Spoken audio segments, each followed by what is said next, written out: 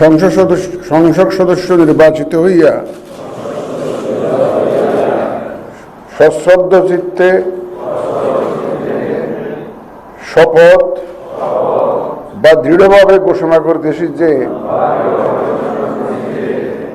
আমি যে কর্তব্যভার গ্রহণ করিতে যাইতেছি তাহা আইন অনুযায়ী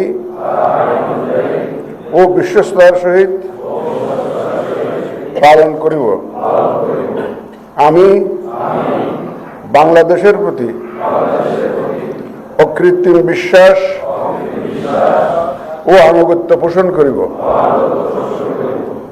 এবং সংসদ সদস্যরূপে আমার কর্তব্য পালনকে ব্যক্তিগত স্বার্থের দ্বারা